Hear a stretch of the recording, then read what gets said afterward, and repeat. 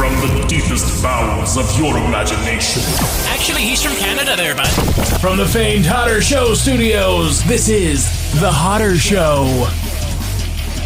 What is up, everybody? We Roll Audio here today, in episode 251 of The Hotter Show. I hope you guys are doing absolutely fantastic. Thank you so very much for tuning in and clicking that play button on today's episode of the podcast. We have a kick-ass episode for you here today, as I try to every single week here on The Hotter Show. I have my boy Chris from Dragged in Avondale on the show to do a little conspiracy talk, and we have a lot of fun doing it. We hopped on the old Skype ski. Now, before we jump into it, I have a couple unfortunate disclaimers I have to say. Number one, we did record this with the intention of using video, but unfortunately, my laptop has had other plans, and the video is not going to be able to be used. Unfortunately, everything was out of sync, and it was just not cooperating at all. Unfortunately, I think the video stuff might need to just go away until I can upgrade my my poor laptop, because it's just not holding up with the video there anymore. It was for about a month there. It was doing really well, and now it's just not happening. So we're gonna just stick with audio once again here on the show, unless I do something live or whatever. I'll still try and work on stuff, but I think there's only really one or two times we mentioned something about seeing something on video, but I do my best to describe it for the audio listeners. But we have a ton of fun, man, and unfortunately there was also an issue with when we were recording on Skype. I accidentally set my webcam mic as the regular input instead of this microphone I'm currently using. So I sound a little weird, but that's all that is. Either way, it's still clear enough that it's definitely still usable. And it was a really fun chat and very interesting chat, so I didn't want to scrap it over something so silly. And I know the reality is a lot of people don't really care about that kind of stuff. They just want to be entertained. They don't care about the quality. But y'all know your boy, I'm my own worst enemy. But we get into a little bit of what Chris has been up to the last while, because it's been a while since we've spoken to Chris. And we also dive into kind of what he's been up to with the whole corona quarantine pandemic thing. We also, of course, talk about some just ridiculous corona conspiracy theories that I found and present to him. And then after our break, we kind of get into a little more of some serious stuff. Chris talks about, of course, the conspiracy theory of 9/11 being an inside job, and has some very interesting things to say about that. And then also talk a little bit about kind of the world banking. And then we get into also, near the end there, some just kind of more silly stuff. Of course, your boy has his theories. He loves to talk about the reptilian people and things of that nature. End off with a little bit of alien talk. So it was a lot of fun. I hope you guys enjoy it as much as I did. I know Chris had a great time. I had a great time. So I hope that you guys do as well. And I hope you're staying safe and all your loved ones are staying safe in these crazy, crazy times. But one thing that I am very grateful is the fact that after my 8-hour shift of wearing a face mask, my beard feels incredible. You know why? Because I use Mean Beard. That's right, the meanest beard care company in the world. Mean Beard has oils that are made with 100% all natural carrier and essential oils. And it is a master blend. Let me tell you, there's nothing like Mean Beard oil. It feels absolutely amazing. There's nothing else like it. They also have balms as well that are fantastic, as well as a unique product called Mean Whip. Me personally, I love using the oil and the Mean Whip together. It gives me nourishment for my skin under my beard as well as my beard. Then also helps keep things kind of a little tame with the Mean Whip. It is a fantastic product. I use a little bit of the oil, then I get my Mean Beard bamboo comb and comb my beard out with the oil in it. Kind of help disperse it. A little bit of Mean Whip, and we're laughing, and especially with having to wear a mask all day, and then coming home, giving my beard a quick rinse out, and then applying that stuff, it is fantastic. So if you have a beard, or someone you know has a beard, and maybe they are in need of some fantastic product, or maybe they use some product right now that is not very good, check out meanbeardco.com right now. Use my coupon code, all uppercase MB, that's the letter M and the letter B, 15, just the number 15, TJH. That's MB15TJH. All uppercase letters, and then, of course, the actual numbers 1 and 5, and you will get 15% off at checkout, and it helps your boy out a little bit. So again, check out meanbeardco.com today, and always remember, folks, it's not just the beard, it's the attitude. That determines a mean beard. And with that, we're ready to jump into this podcast here today. My chat with Chris, talking some conspiracy theories. Let's get into it.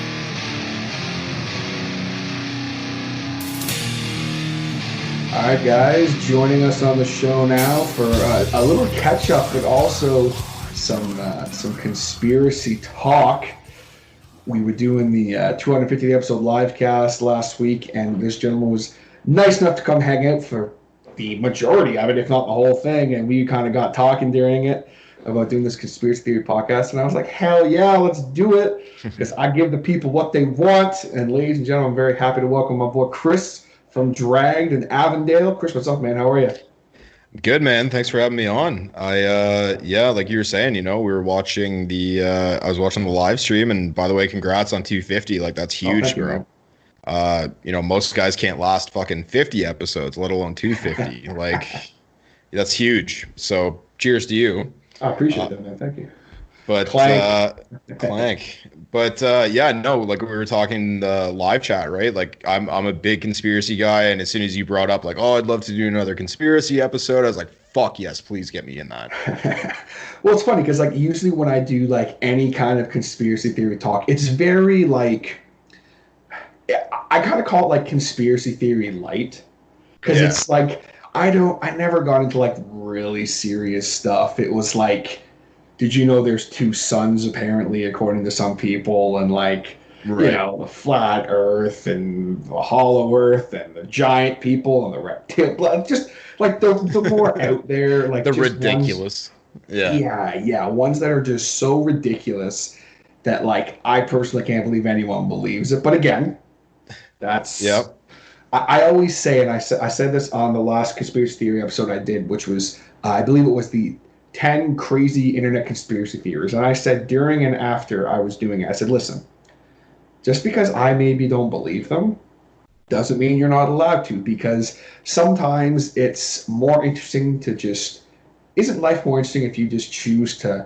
like, maybe this is a thing, maybe it isn't, than just being so closed-minded to just be like, now, everything now. Like, I'm definitely more the guy that's kind of, maybe like this a little bit, but that's why I'm excited to get someone like you on, who is, as you said, you're definitely a lot more into certain conspiracy theories than I am, and I mean, so I think this is going to be a lot of fun. Yeah, for sure. I'm excited, man. So to your point, like you were saying, about, just because you don't believe it doesn't mean you can't.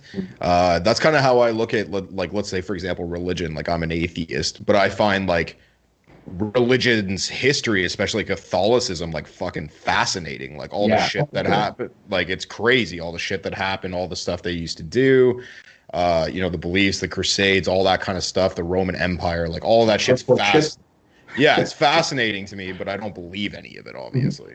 For sure, yeah. And I mean, I'm kind of the same. Like, it is, even just maybe getting that out of the way a little bit with some people. Like, I don't consider myself an atheist per se, but like, I'm definitely not. Or agnostic, maybe. Yeah, I not even necessarily. I'm just kind of like, maybe not. I'm just kind of like, just maybe there is, maybe not. But at the same time, I'll talk to like someone who's like agnostic, and they're all like, no, we can't know. We can't possibly know. And I'm like, okay, relax.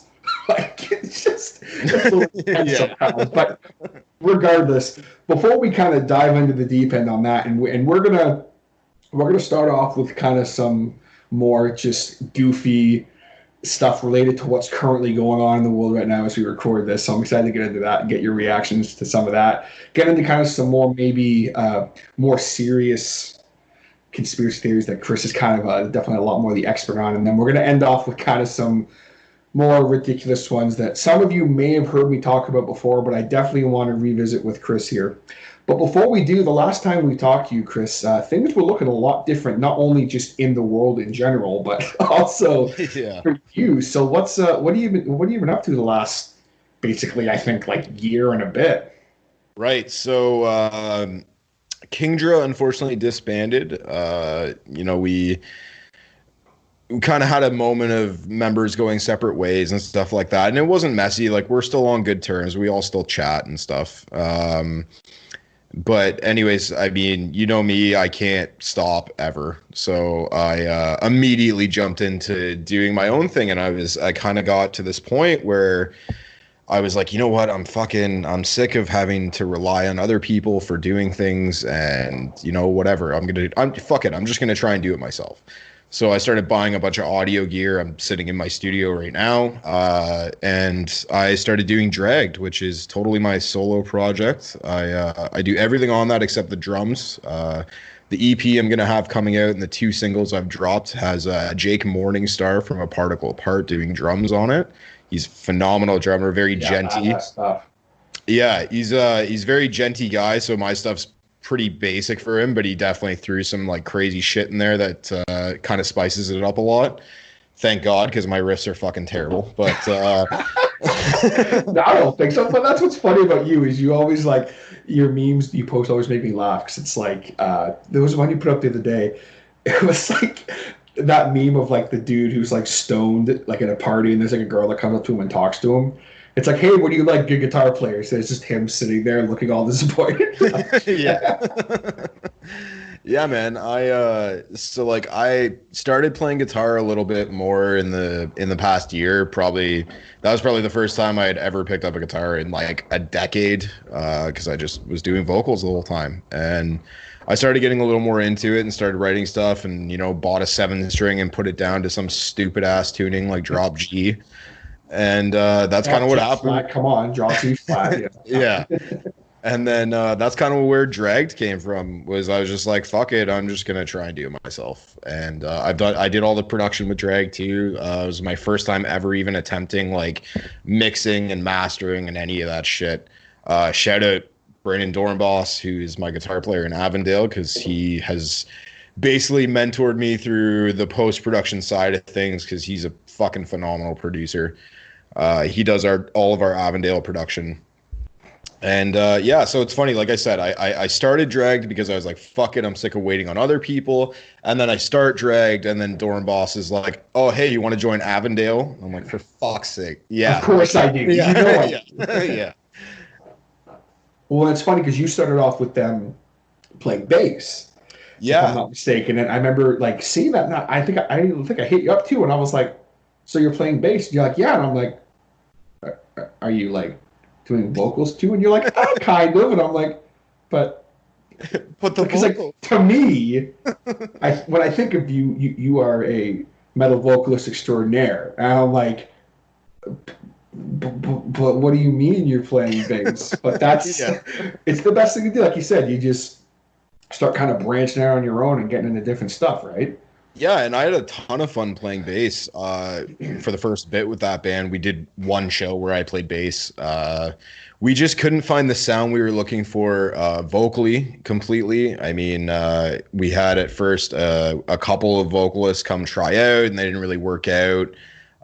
So then our guitar player Dylan started doing vocals, and he's a good vocalist. He just wasn't exactly the main sound that we wanted there, really. He still does all the cleans, like the Catch Me single we put out. He does the cleans with Dornboss as well. They do the harmonies there, and they sound phenomenal. It just wasn't the sound that we really wanted to go for, like full time throughout an entire track, throughout an entire album. You know what I mean? So then Dornboss said, well, fuck it. Why don't we just try and find a bass player, and we'll just have you hop up to vocals? And I said, yeah, sure, whatever. I thought for a second you were going to tell that he was like, why don't we try and find like a harsh vocalist? You'd just be like, what? So funny enough, I actually brought that up because I'm not gonna lie, I was having a good time playing bass, and it was something super out of my wheelhouse. Like I said, like I had never fucking picked up a bass before joining that band, and then I literally went and bought my bass to join that band. So I was having a lot of fun with it, but then like I said, we didn't find the sound that we necessarily wanted, and I kind of got to a point where I was like, you know what, I'm kind of missing doing vocals. So yeah. So it's just like move over to the vocals, and like you said, guys, you can check out that single right now on Spotify. Catch Me by Avondale. It is a badass track. I like the original version too that you guys put out. Right. But then when I saw that drop, and I was like, why'd they drop it again? And then you literally messaged me like pretty much seconds later, and were like, hey, like I'm doing vocals, and I was like, What? Yeah. Because it's a different style. It's Right. it's like kind of like how would you describe that sound? Because to me, it's like punk meets like rock meets like metalcore with you doing vocals. It's like kind of So the thing about Avondale, we definitely try to not to put ourselves in a box. You know what I mean? So Dornboss, for example, when he's writing, he does a lot of the writing, and so does Dylan, obviously too. But those two guys kind of try to not write themselves into a box, so that when they go to write a song, they don't go, okay, we're gonna write a fucking metalcore track. They just write whatever comes to their mind, and then we just kind of make it work. So even, we're working on an EP. We've obviously been held up with all this COVID shit because we can't meet up and stuff. But like the songs vary greatly even, but they all still sound like Avondale, if that makes sense. For sure, yeah. So like Catch Me is one of them, obviously. We have another song that sounds very, very like right up my alley, because you know me, I'm a big Southern, like Every Time I Die kind of guy. Yes, yeah. We have a track that's very much like that. We have another track that sounds almost like Bless the Fall kind of stuff. Like it's a bit all over the place for sure. So like three different bands doing, the same kind of style, yeah. Yeah, it all works. It all still, at the end of the day, sounds like Avondale. And Dylan and Dornboss are phenomenal songwriters, and Jeff's an amazing drummer. So I'm just happy to be a part of it. I'm happy they asked me to join, and they've put up with my dumb ass this long to keep me around, thankfully. So, well, that's awesome, man. I'm glad. And also, of course, Dragged, like he mentioned, guys. You're obviously, things are, again, with the COVID shit, which we're gonna get into in a second here. But yeah, obviously with COVID, everything is kind of been turned on its ass. So obviously you dropping the EP for Dragged is going to be a little delayed now, but the first single was absolutely badass as it is. You guys actually heard the very beginnings of it, because I'm going to use it for the transitions into the main part of the show here. So that wicked as hell, like that is Dragged. So go check it out. And obviously, of course, the second single that just came out literally like a couple days ago. As you guys are hearing this just a few days ago. So go check it out, Dragged and Avondale. But kind of starting to get into the reason we're here, really. As much as I'd love to just keep talking about that, 'cause it's nice to catch up. How have you been handling the COVID shit? What's life been like for you the last couple of months? So for me, I mean, it hasn't seemed super crazily different, just because like I work in a retirement home, so I'm an essential service. I've been working this entire time. The only time I had off was I had about 4 or 5 days off there where my work thought I had a symptom, so I had to go get a test, and I was waiting for that result to come back. It was, of course, negative.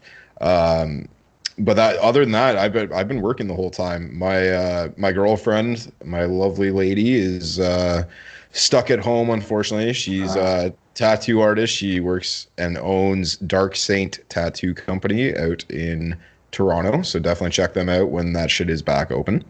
But anyway, so she's kind of been sitting around bored. Unfortunately, I've been going to work every day.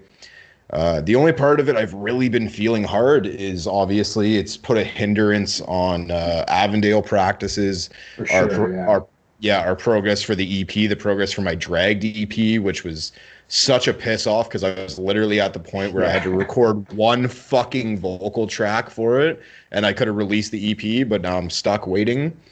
But yeah, and I obviously miss like going to shows. I miss hanging out with friends. I'm full bar. I'm a very social person. Yeah. So me being stuck at home is fucking brutal for me, if I'm honest. I enjoy going out and hanging out with people and talking with people and going to shows and playing shows, and yeah, I don't know. I'm I guess a social butterfly, as you want to call it. But, for sure. I mean, I'm kind of the same. And I mean, like I said, I've talked about it before on the show, but I'm still working and stuff, so it's not really affecting me too much either. But it's funny because with people being stuck at home and, sitting around with not much to do. A lot of people are starting to kind of lose a little bit, I think. And Yeah, I will definitely agree with you there. I've had a few buddies of mine message me and stuff who are very much kind of guys who weren't really advocates whatsoever as far as like mental health goes and stuff like that. But even they've admitted to me now, they're like, yeah, my mental health is fucked. Like I'm starting to fucking lose it here. And it's like at the same time, obviously, that's one thing where it's like, obviously, that's important, and it's best to make sure to reach out to people and things like that. And just, Sure. if you're someone who's struggling, obviously reach out to your loved ones. And even, if you're someone who maybe you're like us and you're still getting to go out and socialize and stuff. I've been trying to check in with my buddies who can't because I know I'm sure they're feeling it, But on the other side of that, some people are losing it in the sense of like some interesting theories are coming out of this. Yes. And I have collected what I feel to be some of the best ones that I thought for a second some of them were a rib. But upon doing some very minimal, very quick investigation on my part on Instagram and stuff, I have come. Yes. Well, it started off as one Google search, and then it went into like about 5 to 10 minutes for each one on Instagram, just looking to see is this real? Do people actually think this is happening? And some people do. Obviously, there's 2 of them on this list that we're gonna have fun with this. But they're out there, so I wanted to bring them up. So, and I want to get Chris's reaction here. Now, Chris hasn't heard any of these, except for one that we're going to end off with, because I know he has some points to make on it as well. But I got a few ones here. In the first one, some people, there's been a lot of debate on, COVID-19. Where did it come from? Is it made in the lab? Blah, blah, blah, blah, blah, blah. Right, yeah. I have the answer for you guys. COVID-19 was actually released by Disney to coincide with the launch of Disney Plus. Holy fuck. Isn't it convenient? Let's just talk for a second, guys. Isn't it convenient that, 2-3 months before COVID-19, Disney launches their streaming service? I mean, come on. They wanted you to watch Frozen 2. I was going to say, to your point, they supposedly released Frozen 2 on there early to help people in the quarantine. Early. Yeah. Come on. The Mandalorian was released upon the Disney Plus being released. Like, come on, guys. Come on. Let's be serious. This is obviously Disney trying to make sure people are staying home to watch Disney movies because they want to beat Netflix. Come on, this is basic stuff here, folks. That being said, also of course you got to believe Netflix has to be in on it too. I mean, let's be serious. Yeah, so to that point, I will say I mean, full disclosure, I'm a huge Star Wars nerd. I have watched. I have watched The Mandalorian. It's fucking dope. It's an awesome show. I was super about it. Baby Yoda is the most adorable thing on the face of the planet. Hell yes. But yeah, I think that's funny, just in the sense of first off, Disney Plus is not going to fucking beat Netflix. There's no goddamn way that would ever happen. Unless I don't even know. You would have to. I did hear that Disney is trying to acquire a lot more licenses, though, because they realize that Disney Plus is kind of it's a one-trick pony, right? You want to go watch Pocahontas or a Marvel movie? Sweet. That's why I have it. I'm a big Marvel nerd. Same. We got it literally just so I could watch The Mandalorian. I think that was exactly that's when I started, and then I was like, oh well, I'm a big Star Wars nerd, and all the Marvel movies are on here. I'm a big Marvel nerd. So cool. I also realized The Simpsons were on there. Yeah, that was a big seller for me too. I grew up with The Simpsons. I'm a huge Simpsons fan. Same here. But it's funny because now obviously, folks, if you couldn't tell by my tone of voice while I was saying that, I don't actually think that's true, but I sucked it because there's gonna be one person out there. Yo, DJ, you being serious? Yeah. But talking about that's as far out there as the whole, Walt Disney's fucking brain is frozen somewhere.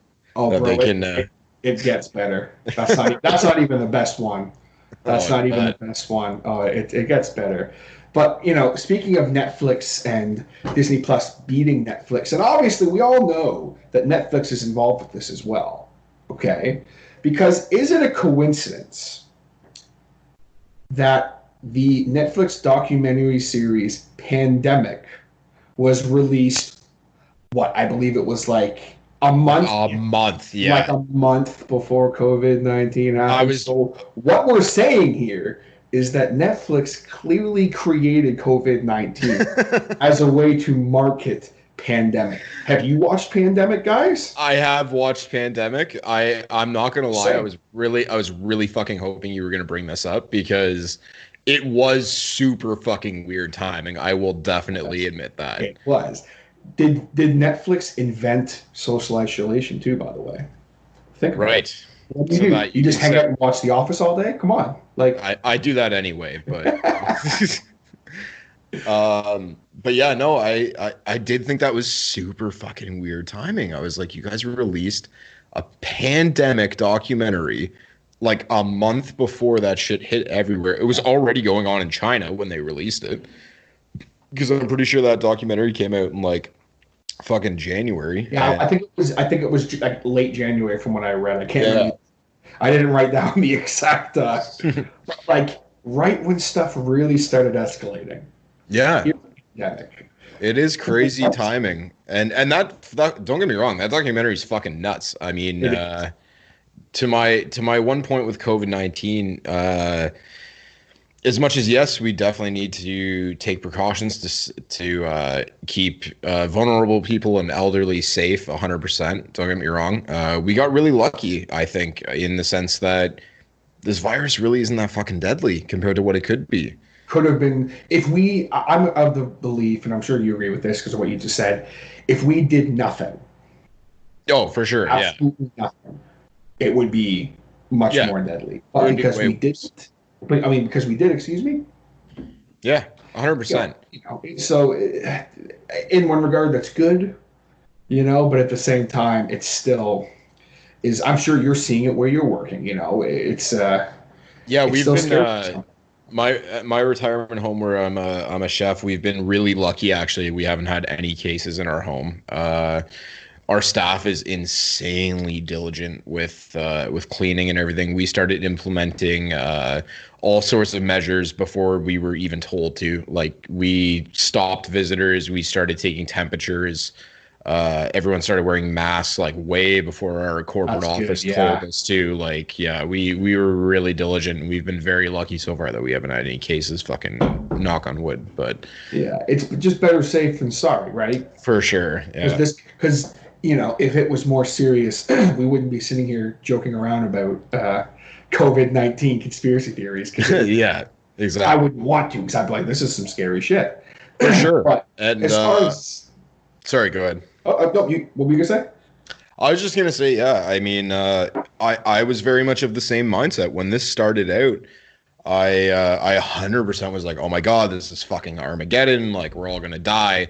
But then as we've kind of seen it play out, it really doesn't seem like something that we need to literally shut the fucking world down for. If I'm honest, it's gotten to the point too where everything is so insanely blown out of proportion. I don't know if you've I don't know if you're I always forget because I know you say like yes and no sometimes, but like I'm a huge Joe Rogan fan, so like I watch a lot of that shit. Yeah. So the reason when he had Elon Musk on, and Elon Musk was saying all this, and I started doing some of my own research after I heard him talking about it, in the sense that, you have these hospitals and what they're doing is they're labeling patient deaths and even cases that have even one fucking symptom of COVID-19 as COVID-19. And that's obviously insanely inflating the numbers. When in actuality, it's like, okay, if you're literally dying in your last day of life, show me a person in their last day of life that wouldn't have fucking shortness of breath or coughs or whatever. Exactly, right? yeah. Like Yeah, and the flip side of it too is they've been labeling it as that as well because it makes the hospitals get more funding. Yeah. So he was saying along the lines that it's like, oh, we have to lay off all these nurses and doctors and support workers, but if I label this as a fucking COVID-19 case or a COVID-19 death, oh, guess what? Now we get $40,000 of funding from the government. It's like, that's a really fucked up thing to even think about, right? But that's, yeah, exactly. But that's what's happening. I mean, I can attest for myself anyway. Obviously, I'm not saying they keep fucking patients in the hallways, obviously. But when I went for my COVID test, I had to go to the Oshawa Hospital, and I had to go obviously into the wing that's designated specifically for COVID-19, of course. Yeah. And when I went in there was like 30 fucking staff members in there just standing around, not doing shit all. Like no one was, I'm not saying I was like, walking in there expecting to see anarchy, of course. But like you figured, Yeah, some hustle or like, you know what I mean? See people coming in and out of rooms. Like, no, it was literally, I walked into the hallway to go to the testing room and there's like fucking 20 people standing in the hallway and they're all just chatting because there was nobody in there.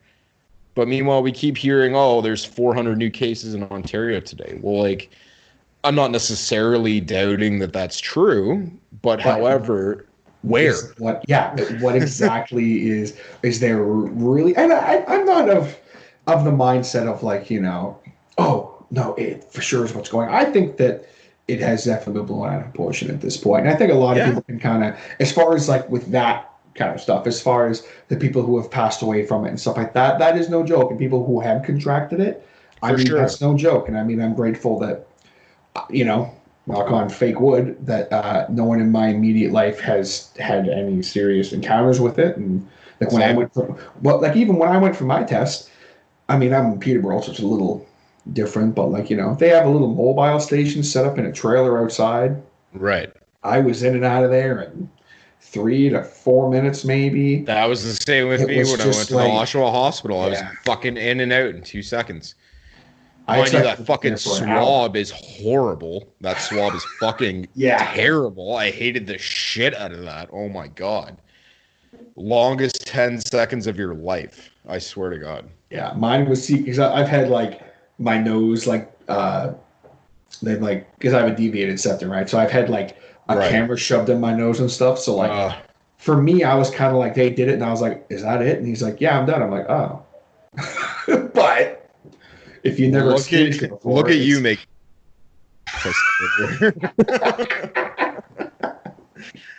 No, I couldn't do it, man. Anything with like noses or eyes or especially teeth, like just I fucking can't do it. Like for example, like that scene in American History X where he like curb stomps the dude, and like I just imagine, and like they show the close up of him biting the cur. Oh, I can't fucking do it. It drives. I got a strong stomach for a lot of shit, but not anything with like teeth or nails or no, I can't do it. Well, maybe you have a strong enough stomach to help the people of the UK with something. Because this is it, folks. So, for those of you who are not aware, and this is real life. People have written this on the internet. This is real life. I thought it was a rib. It's not. In case you guys are not aware, according to a whole bunch of people, no one it's not like this has been on the news or anything. There isn't any news websites that have reported it or anything, or even the National Enquirer or anything. This is just literally people on Instagram and Twitter. I mean, damn, if the National Enquirer hasn't even reported on it, fuck, that's some heavy shit. But sorry, go on. So, what began as a seemingly serious proposition to the UK government, apparently, right now in secret, the UK government is currently baking a giant lasagna in Wembley Stadium. For what? Why? They are using drones to bring in the pasta sheets. And the only reason why they are doing this is because it might bring some relief to to the people. It has its own Instagram account now, by the way. Oh my god. So you can go look. I don't have the handle on me. I'm stupid. I'm sorry, guys. I can't look it up right now because my phone's dead. But I shit you not, I thought you were going to be like, to bring relief to the people of Italy. Like they're going to donate it to Italy. oh no. It's just to bring some light relief and lighten the moods of people. And honestly, it's a joke. Like everyone's in on it. Yeah. There's a couple people, like if you want to see how bad humanity has gotten right now with some people, go on that Instagram and look at some of the comments. Oh, fuck. I couldn't bring myself to repeat them. But also, on a side note, because if you're having lasagna, you got to have some garlic bread with it, right? That's kind of the thing. Of course. So what goes hand in hand with this, of course, is the fact that apparently France is currently in the midst of making a giant garlic bread loaf. Oh my god. I mean, I can't really talk shit because one of my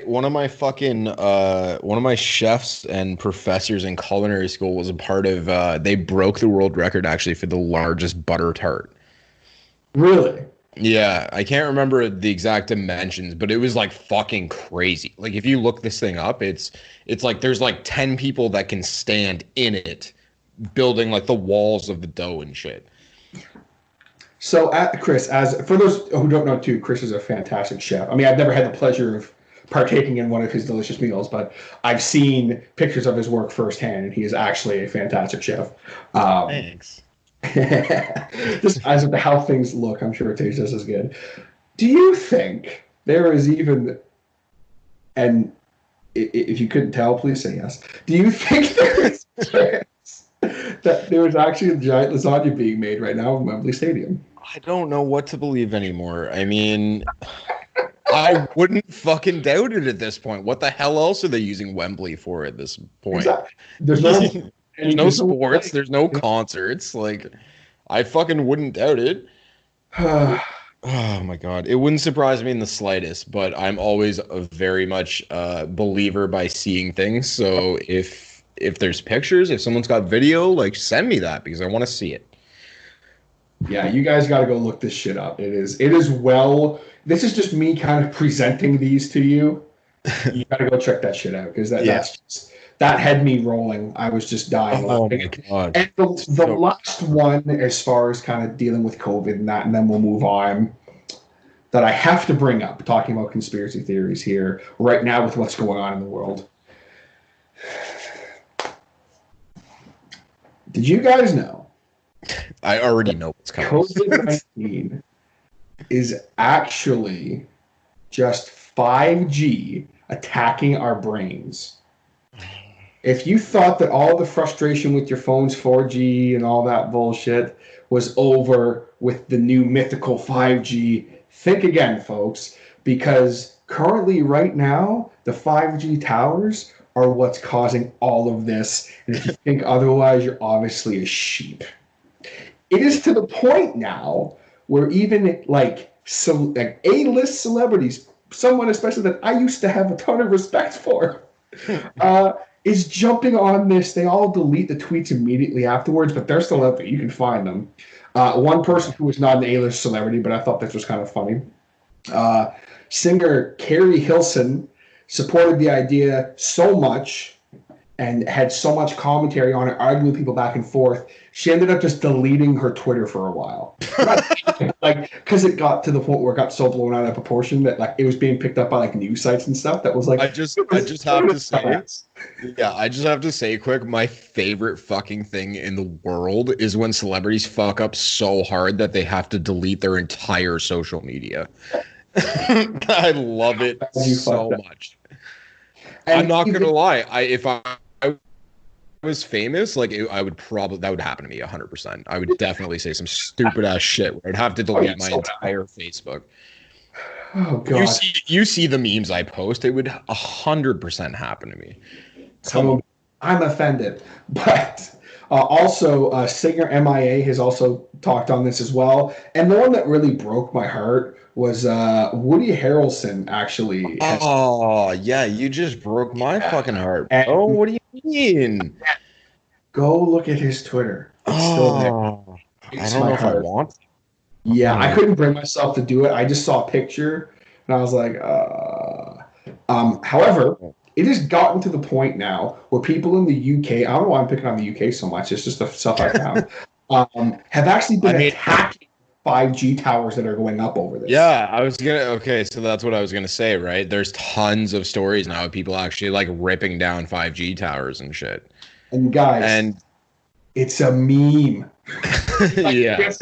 Relax. Calm the fuck down. I won't lie, there was like a brief second where I totally bought into the 5G thing because, like I said, I'm a conspiracy nut. I fucking get all into this shit. I started looking it up. I was like, yeah, 100%. Seems fucking ridiculous. I love it.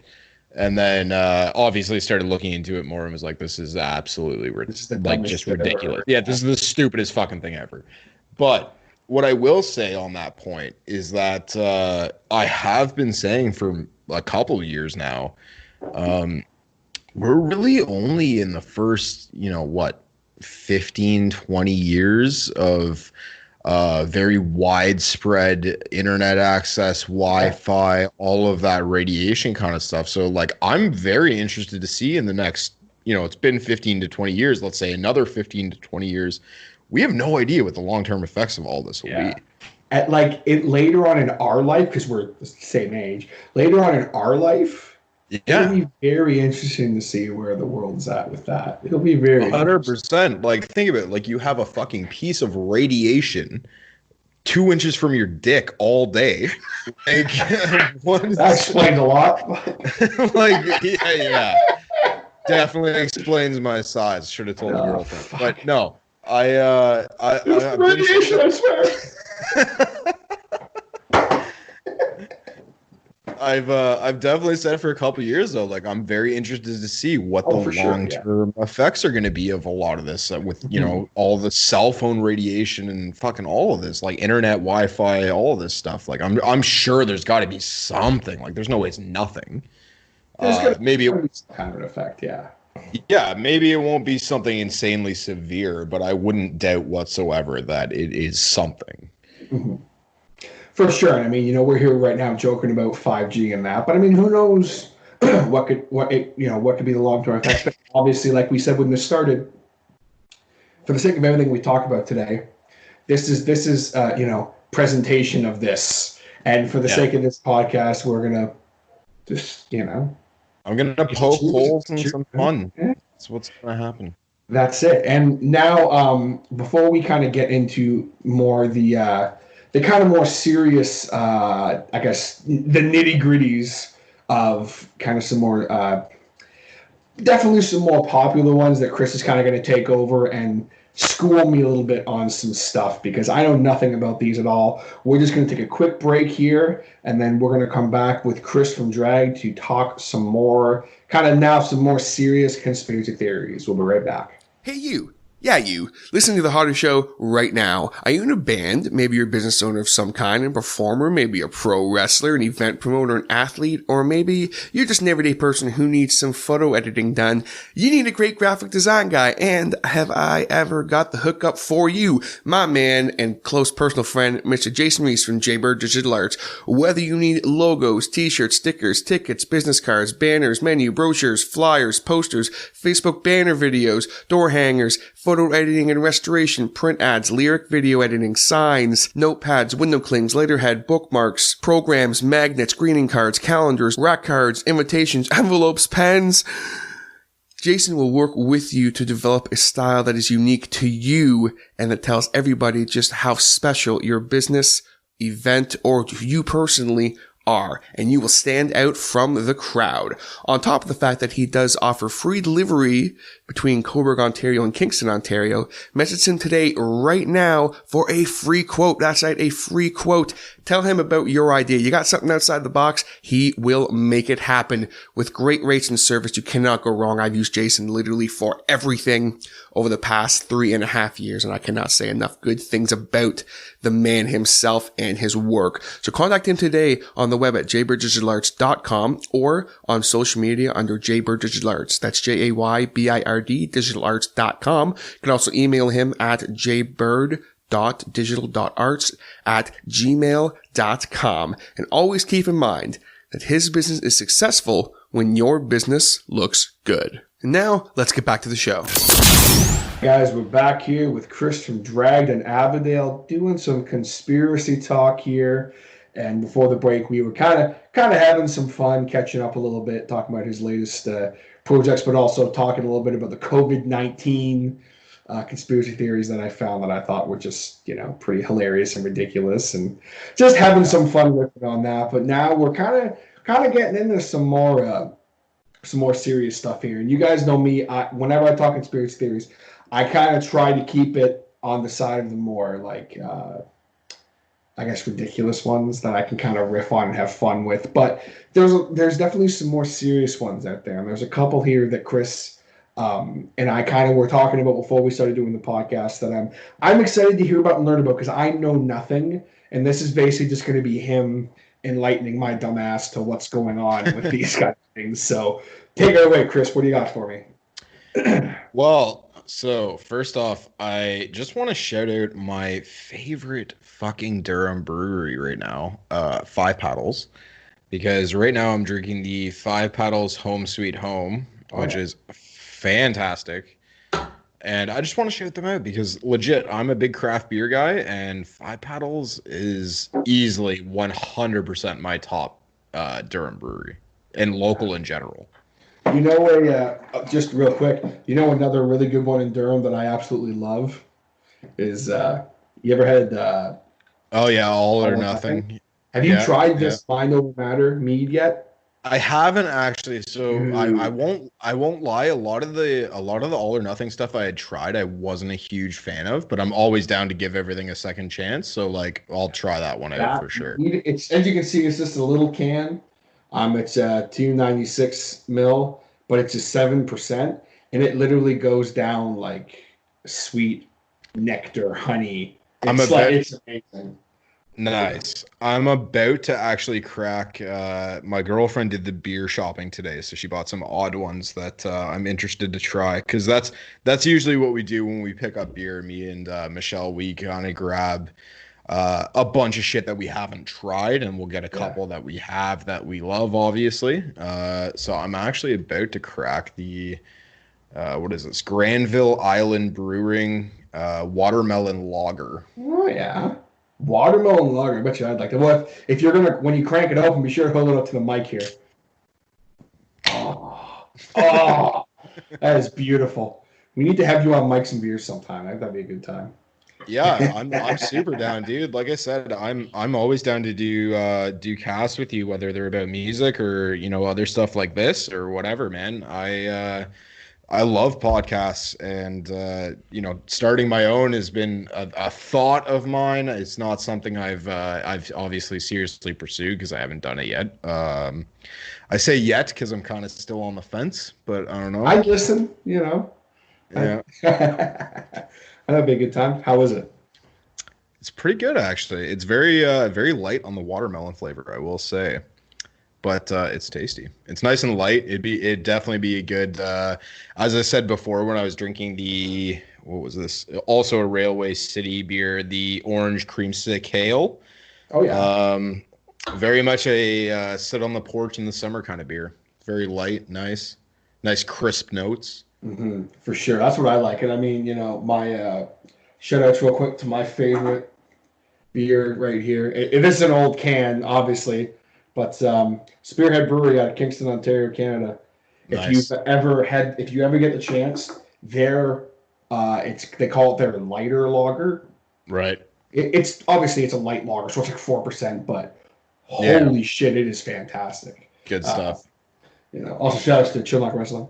That was my hand there, but that's good. Probably, I won't lie, other than Five Paddles, probably my favorite brewing company, actually. And they've really blown up now to be huge. But when I started getting into them, not to try and sound that fucking super hipster dude, but Mill Street, when they fuck, good stuff, man. Yeah, love it.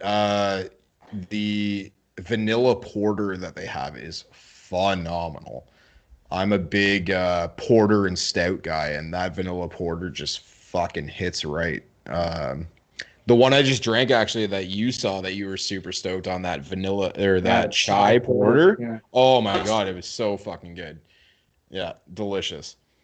That's badass, man. But sitting having some craft beers and that, it feels fitting for what we're talking about. Yeah, for It's sure. a fitting thing. And I'm, of course, enjoying a nice, refreshing Peterborough water.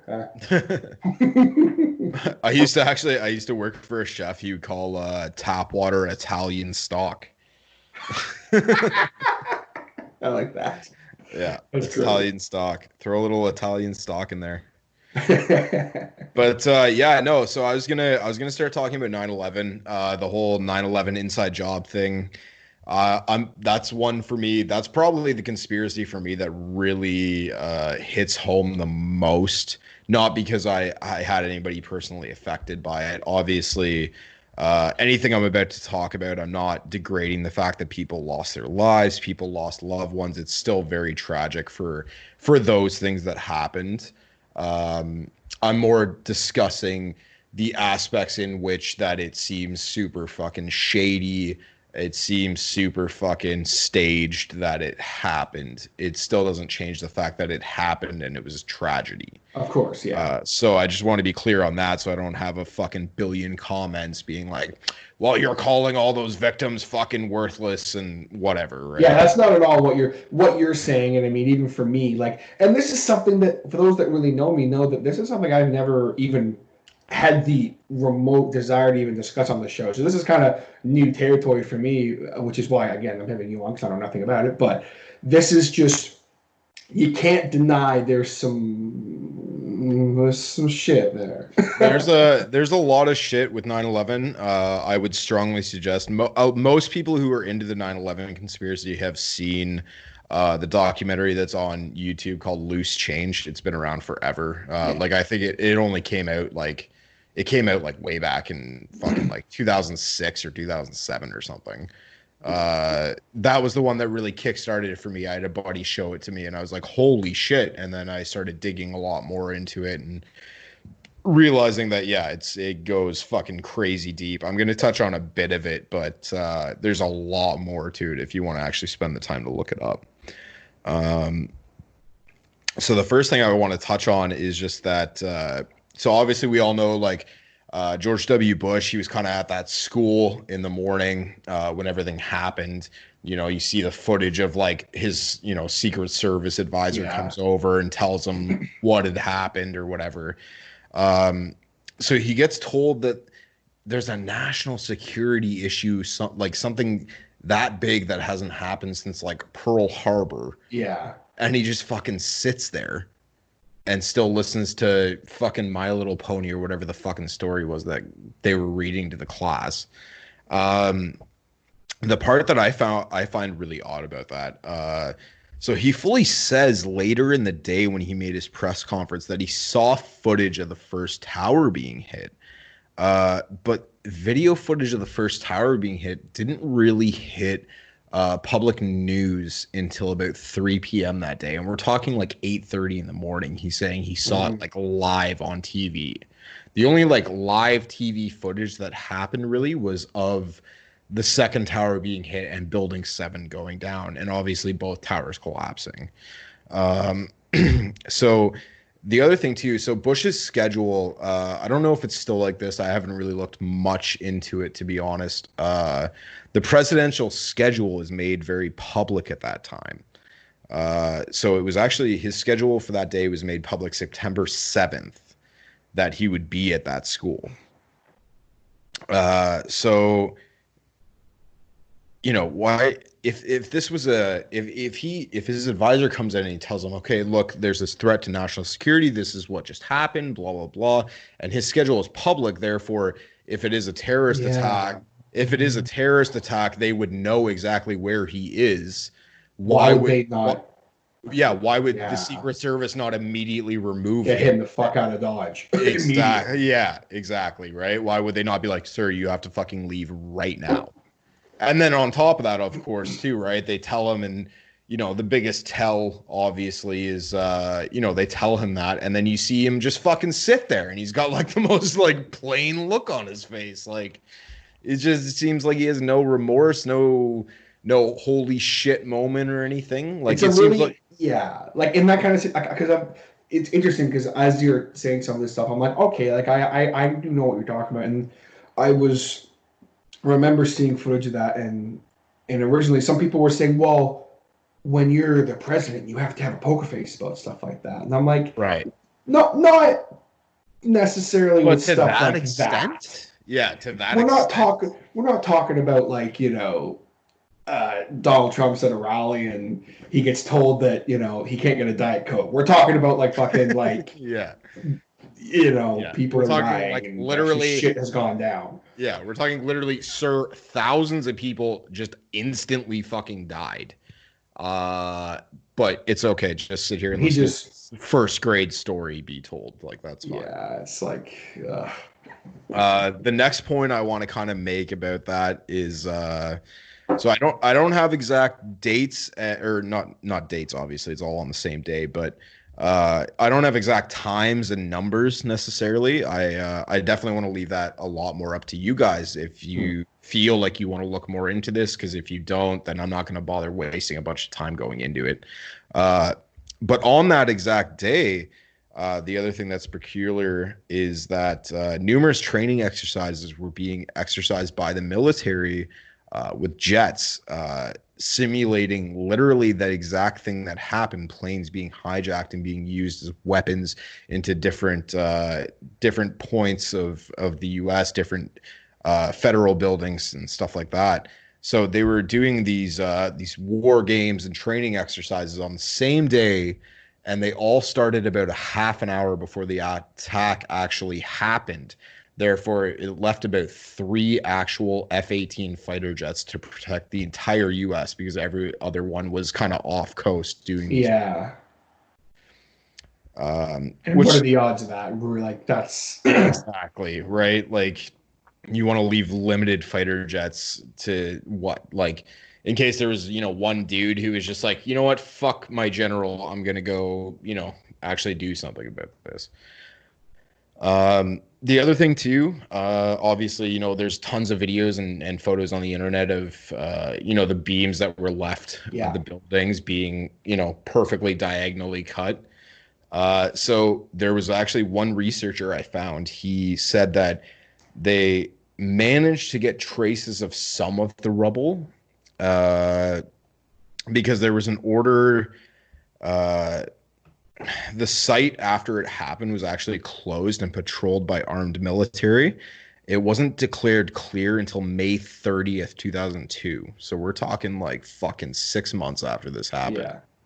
Yeah. During that time, all the steel and most of the rubble was actually excavated and taken out by the military, and they sold it to refineries abroad, overseas, immediately without investigation. So, which is like, why wouldn't you would want to think, like, why would you at least want to look into it? Like, oh, well, we know who did it.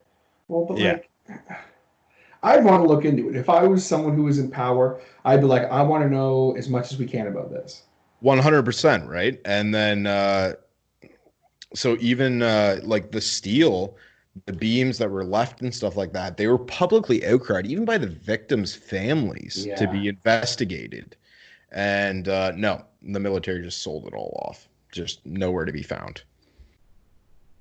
So anyway, so my point I was getting to by that, I don't know how this researcher had managed to get a little bit of it, but he actually severely investigated a little bit of the rubble, and they actually found traces of thermite in some of the rubble.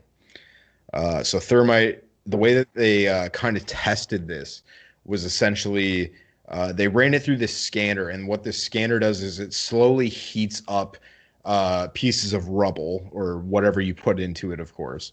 So what it does is it slowly heats it up to see what chemical compounds are in it. So what happens is, if it's a normal kind of chemical compound like concrete or something like that, when you run this test on the meter, it would obviously show a very gradual heating incline. But what happened was, and this is how they determined that there was traces of thermite in the rubble was that it has very steep, very peaked aspects as it's heating up. So as it's going as this gradual kind of climb, you have these peaks that are now hitting like this, showing that it's very immediately. It's like an immediate spike, yeah. Exactly, yeah. And so that's how they determined, and then they ran actual thermite through the same test and showed that it was very, very similar spikes. Thus leading them to believe that, there's traces of thermite. And why is there traces of thermite? Like, where does that come from? Right. So it was pretty fucking crazy. So the next point that I want to make that kind of bridges off of that is that, so there was an ordered construction and fireproofing on the exact floors that were hit by the planes. And funny enough, actually, one of George W. Bush's cousins was the head of this security company that contracted out the construction company that did all of this work. And when people requested the paperwork that goes with this work as to what they did and all of that, guess what? It's not around. And why would they do that? Like, if so here's so here's the fucking kicker. So Building 7, World Trade Center 7, which was roughly 300 to 400 feet from the Twin Towers. There was buildings that were much closer than that. Yeah. Building 7 was the third tower that came down, right? Now, first off, you obviously don't need me to tell any of you either that you look at any of those buildings collapsing, it very much looks like a controlled demolition. Like, there's no fucking way a building would collapse like that. Like, it doesn't fall it doesn't fall sideways. It collapses into itself perfectly down. Yeah. So anyway, all of those documents from that construction, guess what? Were in Building 7 that collapsed. That's convenient, isn't it? Right? Yeah. But yeah, so people have very much requested those. They actually there's documents proving that people went to the Port Authority of New York to request those documents. And the Port Authority effectively sent a statement back saying, yeah, those documents were destroyed in Building 7. Sorry, there's nothing we can do. There's no other proof or documentation we have of the construction work that was done on the Twin Towers at that time by that company. And it's like, what?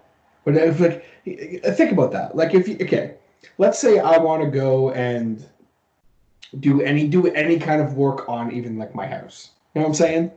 I need full documentation of everything. I need to call, if I want to get a pool, for God's sakes, I would have to call the hydro company and be like, hey, is there wires here? They would need to know exactly where they are. They would need the documentation, like blah, blah, blah, blah, blah, blah, blah.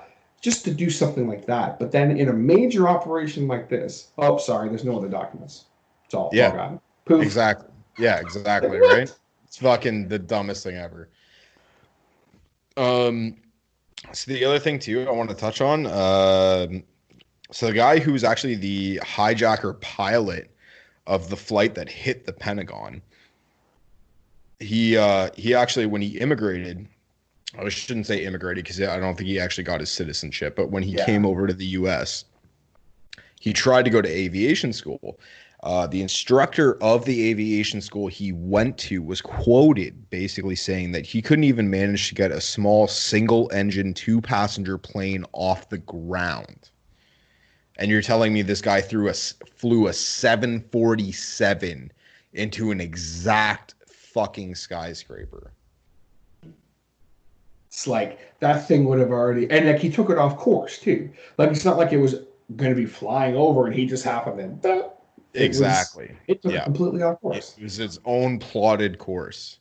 Yeah. Plus, let's also too, like you can get into the fact that there's tons of eyewitness accounts that are that try to say that the planes that hit the towers had no windows on them. Same thing with the one that hit the Pentagon. Yeah.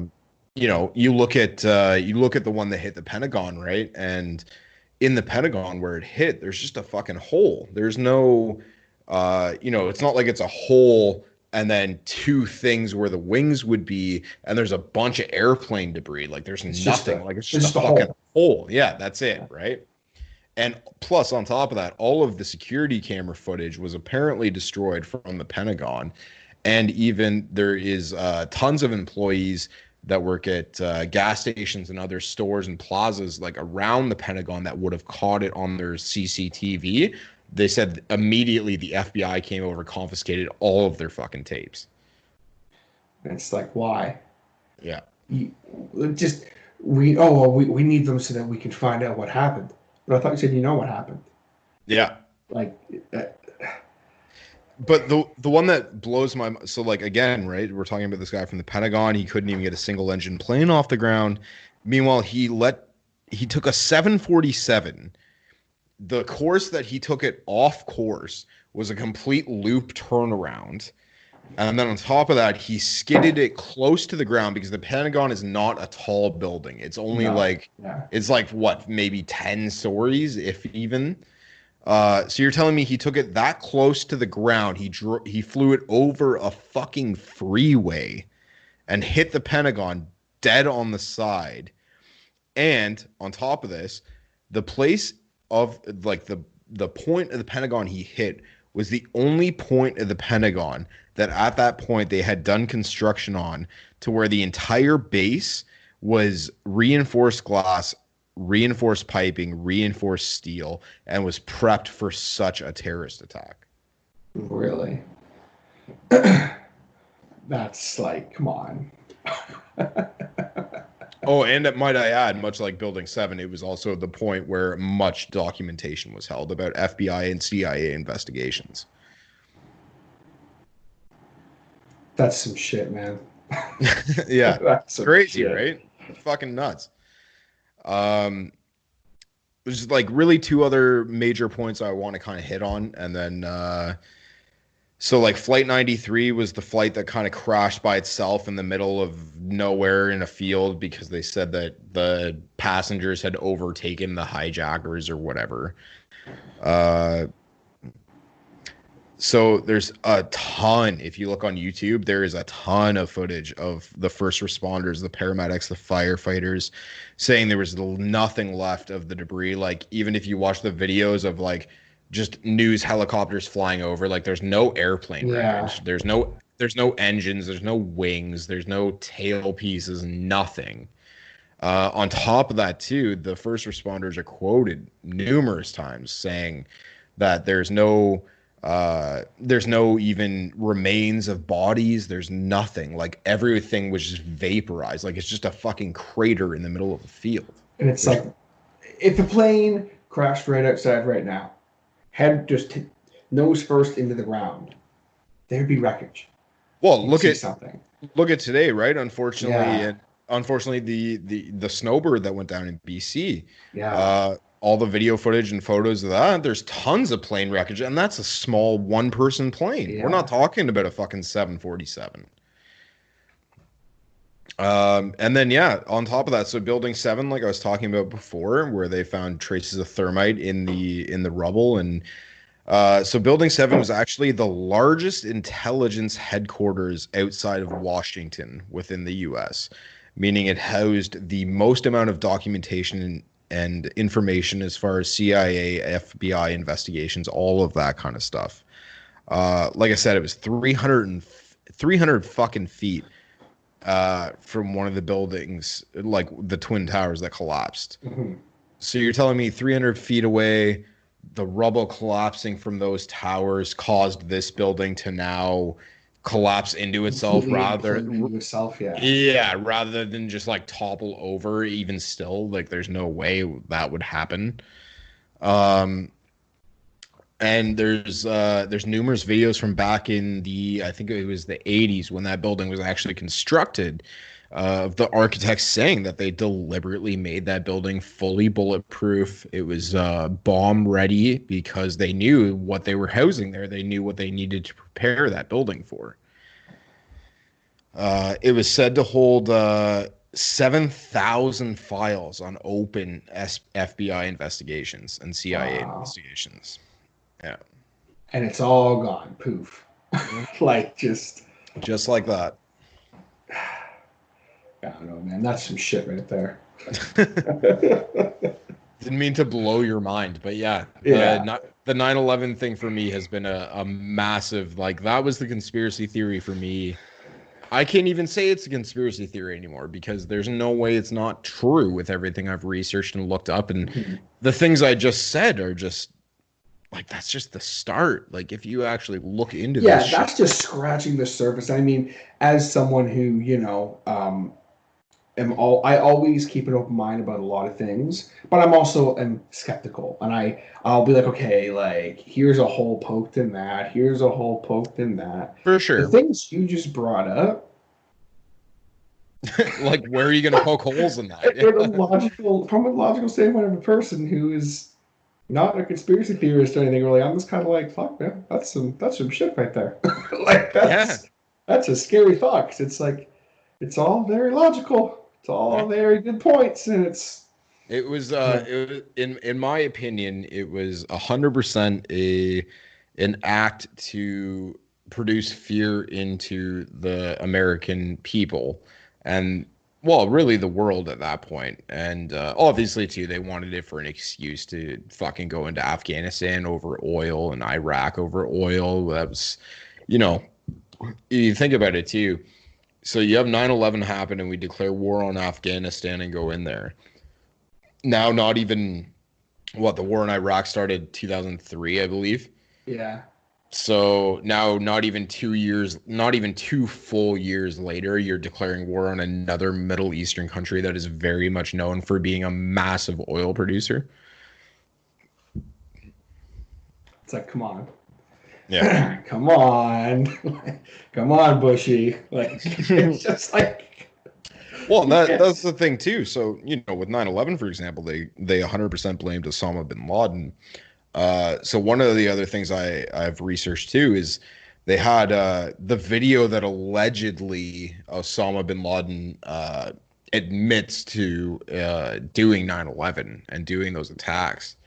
The guy who actually translated it fully says in a video that you can find on YouTube that the translation of which they said, yeah, he just admitted to it, is very not what it was translated. He basically talks about it. He says this happened. He in no way says that we did it, that worked, whatever. Like, he doesn't say any of that shit. Death to America, all that shit. And plus, too, the bin Ladens were very close with the Bush administration and the Bush family. There's numerous videos and footage of them, like, totally hanging out together. Yeah, exactly. So it's like, what the fuck's going on? That's almost like a whole other podcast discussion, just diving into 9/11 there, and then, like, because there's so much, even just scratching the surface with this stuff, There's so much. For sure, man. Like I said, that was the conspiracy theory for me that really set the stage for looking into conspiracy theories, because I was like, there's no fucking way this is what they said happened. Like, not a chance in hell. Again, like I said before, before I started kind of ranting and going on about this, it's still very much a tragedy that happened. Still very much people lost their lives. People lost loved ones, and that's fucking horrible. But also too, there's numerous petitions online, numerous videos online of people who had family as victims of 9/11 who have stated also that this was an inside job, that they want more information, that they want answers about it, and the government's given nothing over time. Mm-hmm. For sure. And I mean, it's, like we've been riffing on this for like basically about 20 minutes now, just scratching the surface really. Yeah. About it, and it's like, it's fascinating to me to just, again, like I said, as someone who, was kind of always like keeping an open mind about that, I wasn't someone who was like, oh, it was definitely, because I always try to kind of, like I said, keep an open mind about things, but I'm kind of like, wow, okay. Like just that little bit scratching the surface. It's like, wow, okay, that is a thread that could easily be unraveled very quickly. For sure. I encourage, I encourage you, I encourage everyone else, like, do your own research. I mean, I'm always an advocate of that, whether it be about 9/11 or this COVID stuff and all of that. Always do your own research. Don't believe fucking anything at face value ever. With how many media outlets there are nowadays giving, false information or anything like that, or social media is definitely another one. Definitely do your own research. Look shit up. Read stuff. Think for yourself. Don't be exactly. Yeah. Not to sound like one of those fucking guys, but like, don't be a sheep as per se.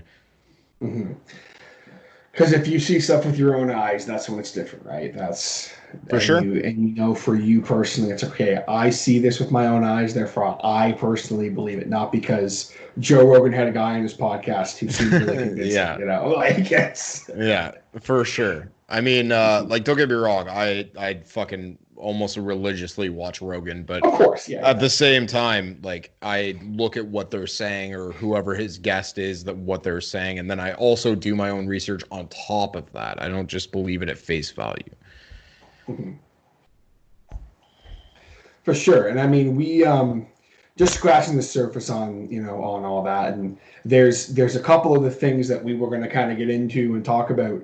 And it's funny, man, because I didn't really expect us to go so long on what we've talked about so far, because I'm like, I'm sorry. It's good though. It's good. I'm like, man, like we're definitely gonna have to have you on again to kind of talk more conspiracy theory stuff, because there's some things that we were going to talk about that we wanted to get into, and I mean, we're about an hour in now, but one thing in particular that I really wanted to kind of hear you talk about a little bit, because again, I don't really know anything about it, and it also transitions very nicely into something I really, really, really want to talk to you about. And that is quite simply, what exactly is going on in the world of, like, this whole, I believe the term that you kind of used was like the world banking kind of Illuminati thing. What kind of, run me through that? 'Cause... So the whole kind of idea, to very layman's terms put it, is that they want the entire world to kind of run on one central banking system, because that way, one person kind of profits off it, or one family or organization kind of profits off of everything. If you look into history at, two of the main wealthy families of fucking centuries, to be honest, is the Rothschilds. Yeah.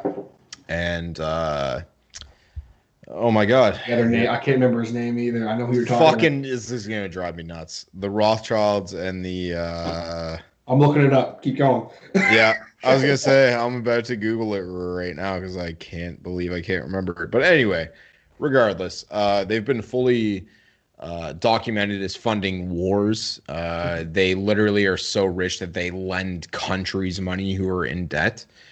And they want everyone to be on the centralized banking system, because therefore, everyone's kind of in one place. They can keep track of everyone. They can control everybody.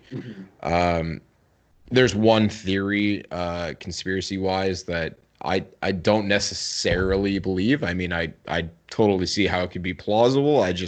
I personally haven't done enough research in it to fully believe it myself. Is that that's actually one of the main reasons we went to war with Iraq and Afghanistan, because they were two countries that actually weren't on the centralized banking system, as well as oil, of course. But that's one of the main things. Same with the recent kind of skirmish we had with Iran. Same thing. They're not a centralized banking country. They're not on like a Rothschilds kind of system. So therefore, we needed to get them there. Because for sure, yeah. Those like that family, like the Rothschilds, for example, like their wealth is estimated. Like, you can Google it and it'll tell you what their worth is, but like that's like same thing, like what we just did about 9/11. Like that's just scratching the surface of what their wealth actually is. Like it's into the trillions, apparently. Mm-hmm. Yeah, I'm trying to find the name of the other family that is pissing me off. Oh my God, it's gonna drive me fucking insane. I can't believe I can't remember it. Oh my God. So yeah, there's Rothschild and oh my goodness, I can't find them. That's pissing me off too. Yeah, I got nothing. I can't. Oh, the Rockefellers. That's it, Rockefeller. Yeah. But yeah, so anyway, like I was saying, those two families are very much the centralized banking system. They kind of invented banks per se back like way the fuck back, and I don't know, probably 1700s. The idea of housing money in a central place, lending money, things like that. Yeah, exactly. Putting shit back into the economy and doing stocks and all that kind of stuff. It all started with those two families, basically. Like some of them, I can't remember. I won't lie, I can't remember whether it was either one of them. But one of them is, like one of them is fully said to have like funded the whole war with like Napoleon, like way the fuck back. Which is obviously, I mean, we're talking decades and centuries, decades, like funding wars and all this other bullshit, and like it's some freaky stuff. And even just talking about the main Rothschild, I remember his name, but like there's stuff you can look up of like him, having surgeries to continuously prolonging his life, and he looks like a walking dead. Like he's like, oh yeah, he looks like the fucking crypt keeper. Like, and like he's basically bought an immortality at this point because they keep. What's wrong with him? Well, his heart's stopping. All right, buy him a new one. Like it's just, it's freaky, man.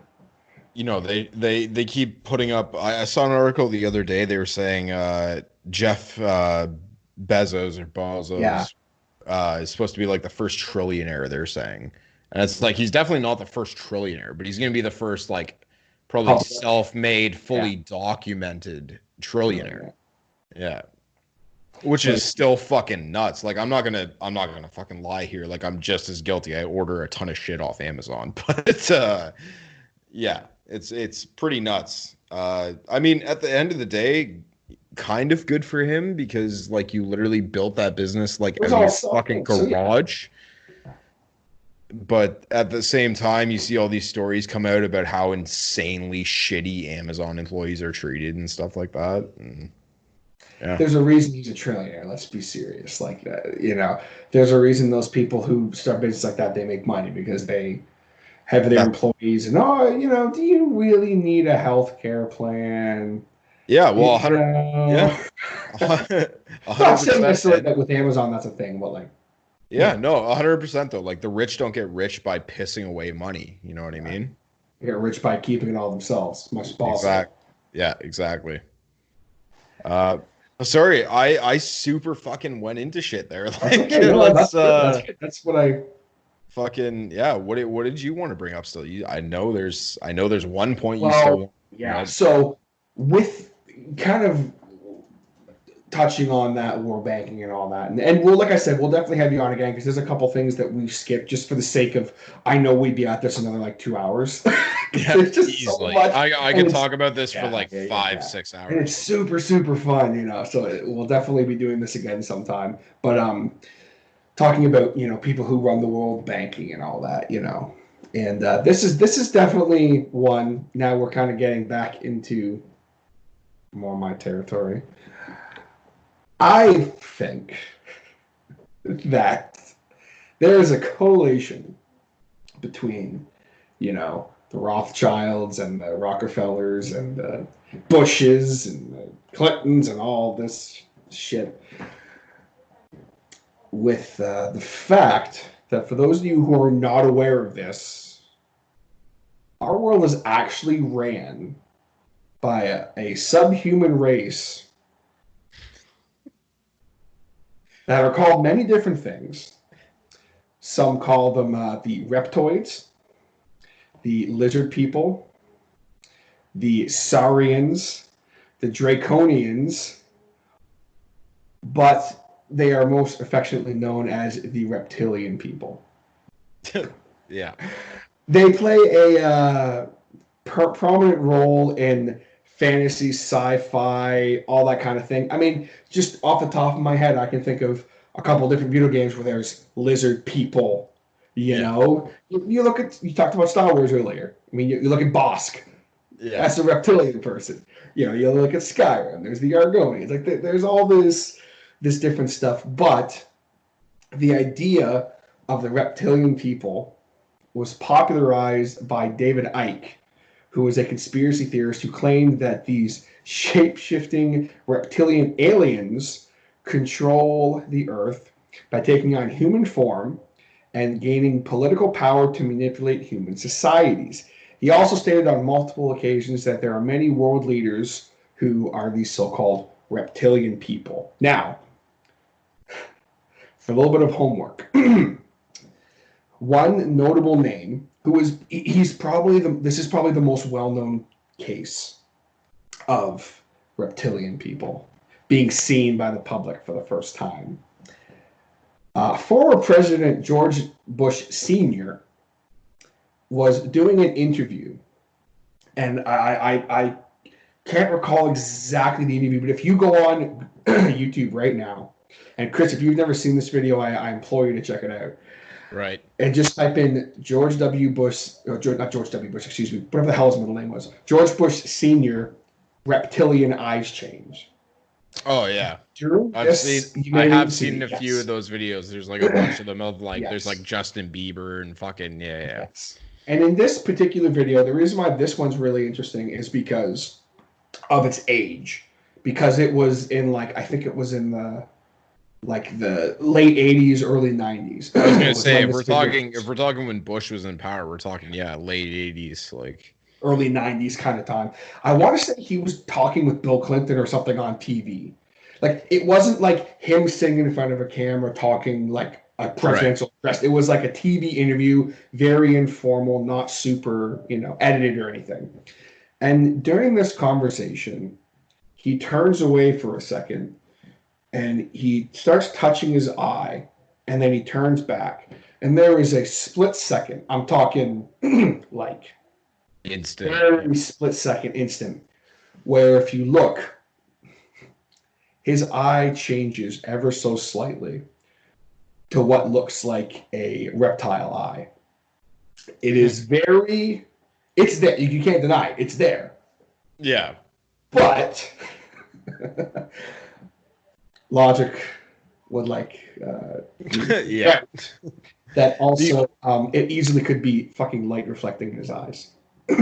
For sure. The only I will say, so the whole reptilian thing I haven't looked much into because like I've said before, it's kind of one of those things where it's like I heard it and I was just like, and who knows, maybe I'm just one of those people that's like, yeah, that's too far-fetched for me, but that's too far-fetched for me. That sounds fucking ridiculous. Absolutely. The only person I will say that I look at as a person and think yeah, that's probably a fucking reptile is Mark Zuckerberg because that motherfucker looks like a goddamn crocodile. That, and you know who else reminded me of a reptilian person sometimes when I'd see him speak? It's, our boy, Mr. Andrew Scheer. Yeah, Andrew Scheer. Yeah, he looks fucking weird. Yeah. I don't know the fuck this thing. Anyway. I don't know. Just Mark Zuckerberg. Every time I look at this fucking guy, I'm like even when he was doing those press conferences in front of the Senate talking about Facebook's privacy and all that kind of shit, he just seems so robotic. So fucking he just didn't look like a human or seem human at all. He really didn't. And there's talks about him being an android and shit. And it's man, he's a lizard. It's fine. But what's interesting is kind of just to wrap up talking about this here, where this actually came from. Because I actually did a little bit of digging. Right. And where this all came from.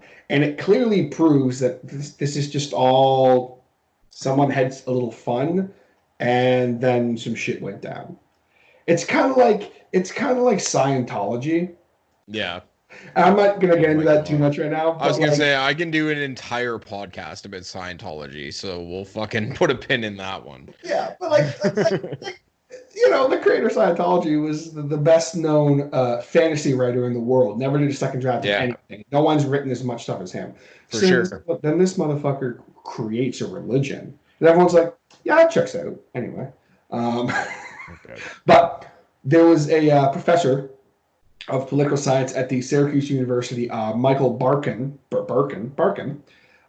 who basically has found that the idea of the reptilian conspiracy originated from fiction of Conan the Barbarian creator Robert E. Howard. The first appearance of serpent men in the literature was in Howard's story The Shadow Kingdom, published in Weird Tales in August 1929. And basically, it drew kind of comparisons to the lost city of Atlantis, which was, of course, popularized by Helen Blavatsky. Fucking say her name. I apologize for butchering that. Yeah. The Secret Doctrine, which was written in 1888, which also references dragon men, who, as you guys know, lost city of Atlantis, and they were a mighty civilization, all this stuff. But Howard's serpent men were described as humanoids with human bodies and snake heads, who were able to imitate humans at will and who lived in underground passages and used their shape-changing and mind-control abilities to infiltrate humanity. Oh my fuck. Sounds pretty similar, doesn't it, folks? Yeah. So, to me, the whole thing is fucking ridiculous. And the fact that there are people that, like, I've never said this before on the show, but this is like, when I did my first conspiracy theory episode, I talked at length about the reptilian people. And I had someone message me. I've never met this gentleman before. I've never talked to this gentleman before. He messaged me, and he started off with saying, "This is a warning you need to heed." And I was like, okay. Oh my fucking God. Yeah. He said, "Listen, you seem like a very nice, bright young man. So I'm urging you, please stop talking about this. Oh my God. People who talk about this kind of thing in your type of situation disappear. They will find you and they will hurt you. I promise. Please be careful. Please do not talk about these kinds of things." So I messaged him back and said, "Do you want to be on my podcast?" Of course, he said no. Yeah, of course, yeah. And then, deleted his Twitter, like an hour later. And I was like, okay, interesting.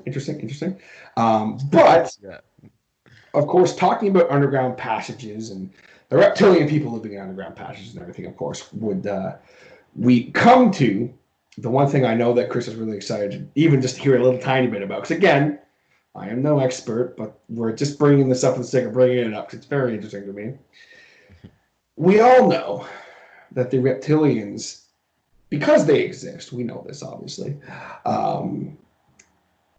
where are they? Why can't we see them? Why don't we just see them walking around? Because it's not like they can always be humans, right? Because they can't. That's because they live in the hollow earth, folks. Earth is hollow. Yeah. The hollow earth was a concept that was proposed, basically that the earth is hollow and it can't be proven, quote unquote, because no one's ever been able to get deep enough to prove what is actually at the center of the earth. Now, anyone with a brain who knows how, fucking volcanoes work and how earthquake works and shit like that understands that beneath the ground there is plates and magma and all that fun shit. But according to a lot of people in the world, we need to explore these things more. But basically, this whole thing started in the 17th century and then was disproven. But then basically throughout the mid-19th century and then obviously into today, it's still defended by people. And obviously, by the time that it was basically, as we sit here today, people know that it's it's not a scientifically viable hypothesis anymore. But Yeah. because it still is there in certain folklore and has been the premise of subterranean fiction like Journey to the Center of the Earth, At the Earth's Core, stuff like that, it still exists. Now, Yeah. obviously, there are also points when this is kind of where it gets a little more fun. Some people have said that there are multiple entry points to the center of the Earth, right? That's the whole premise of Journey to the Center of the Earth and all that kind of stuff. Right. One of which that is very interesting to me, and this is where we're just getting stupid at this point. It is said that one of the main entry points is at a chapel tower basically there's a chapel bell tower, and there's a cave underneath this tower on Station Island in I believe it is Lugdreg Island. So basically in Ireland, there's an island, little bell tower chapel. Okay. And it has been sealed since 1632. Sealed. No one has been in it, and there's very little information on this cave or this pit that is underneath, because it is said to be the entrance to purgatory. AKA the center of the Earth, AKA the Hollow Earth, AKA where the fucking reptilian people live. Right. Now, there are some somewhat detailed accounts of the cave through expeditions, obviously in like the early 16th century, but nothing that is really concrete. And my only real question from this is the following. Number one, why do people believe that the Earth is hollow? And number two, why is it still sealed? Right. That is my only question with this whole thing. It's said to be one of the known places that this is where the center of the Earth is. And it's sealed, and it has never been opened. You could easily walk up to it with a crowbar and fucking open it up. Why has no one opened it? What is there that is so... The whole thing is they say, oh, well, it's a religious like site. You can't just break down the door and, well, why not? Yeah. You break open freaking tombs of pharaohs. Why is this any different? 100%. And I think that I think that's kind of a scapegoat in a way, right? Like, it's the same way that they say, they talk about like the Vatican being its own country, and the reason that it's its own country is that so you can't go in there and ask questions, you can't go in there and investigate anything, stuff like that. And to that point, I would say, yeah, that's pretty fishy. The reptilian people as a whole is definitely a far stretch. For sure, yeah. Again, it's not a theory I have heavily pursued myself because it seems ridiculous. But at the same time, I mean, fuck, I guess who knows? Like, there's been some pretty wild shit in the past that can't be explained. Bro, the Pentagon released fucking videos of what they are calling unidentified flying objects, and just went, here you go, people, here's some fucking UFOs.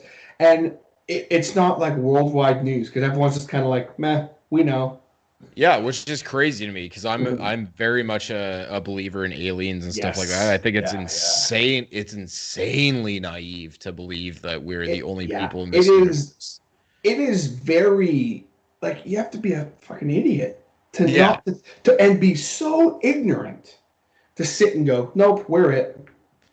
Dude, all you intelligent species in the universe. That's it. 100%. All you have to, like, there's so many things around the world you can look at as evidence of aliens. For, like, just to pull one example out of my ass. I mean, there's all these insane marble tombs that they pulled out of Egypt that are like, they have perfect like 90-degree angles and everything. Like, you put protractors up to them, they have exact angles and everything like that.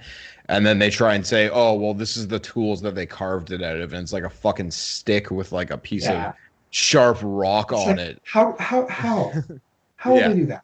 Yeah, exactly. Think of how hard that is still to do to this day. Like, you need a very skilled. Exactly. And that's yeah, exactly. And that's the thing. Like, they've had guys on who are like literal marble carvers who are like yeah, that's even today is fucking like next to impossible to do. Like you could do it, but it would be It's a lot of very, work. very fucking hard. It'd be Even machined too.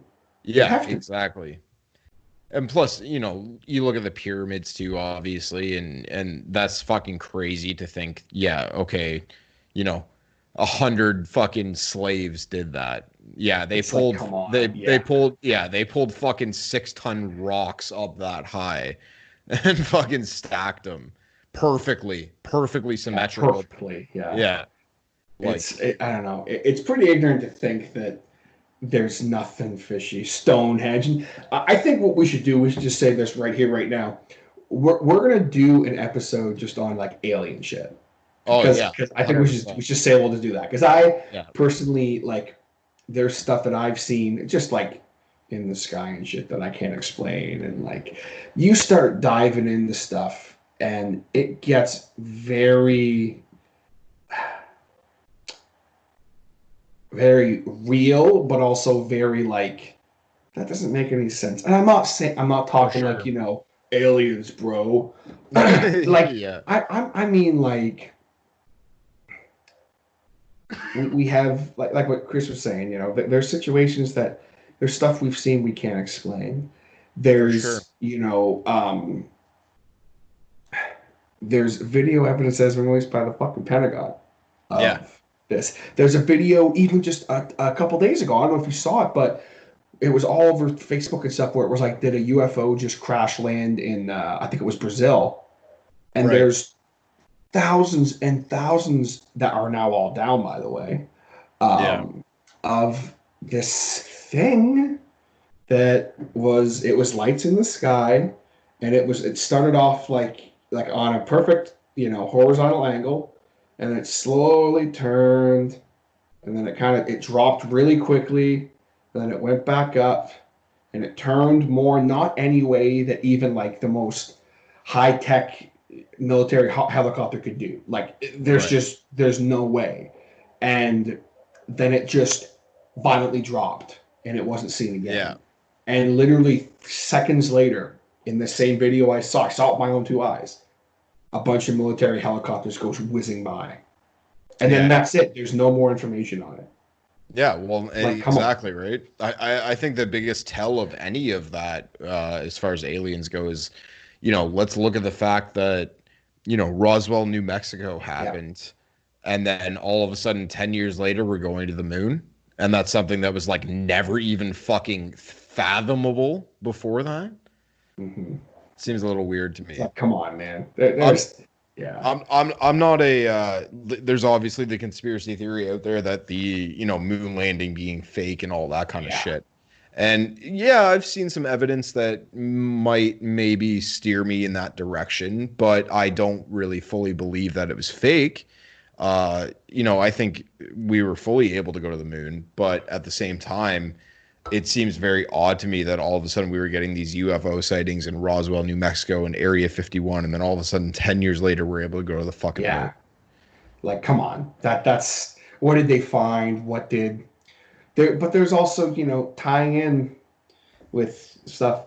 There's people that believe that we were taught how to go to the moon. For sure. We found technology that is kept in Area 51. Yep. There's people that believe that there are aliens living in Area 51 that have been held captive ever since. And the reason why that we have UFO sightings to this day is because it's them looking for these aliens that have been lost or whatever. And like, we're starting to get into a whole other thing here. But that's definitely a very interesting topic that I'm someone who firmly it's not even like me discussing a conspiracy theory, quote unquote, because there's and just ending off on this, because there was a story that I read that I can't find it again, and I'm really pissed off I can't find it, because it was a very interesting story. It was from, I believe it was the 60s, somewhere in that ballpark. There was 2 fighter jets that were on a very routine training mission. Nothing out of the ordinary. They weren't even anywhere weird. And they were out above a lake. I can't remember the name of the lake. But they're cruising along, and all of a sudden they get a blip on their radar. They're like, what the hell? And so they go to investigate, because the one guy was like, I guess, a captain or whatever, and the other guy they were doing a routine training mission, nothing crazy. Right. So they go to investigate. And the whole time they're radioing back to the tower going, this doesn't make any sense. Like, what is this thing we're looking at? Yeah.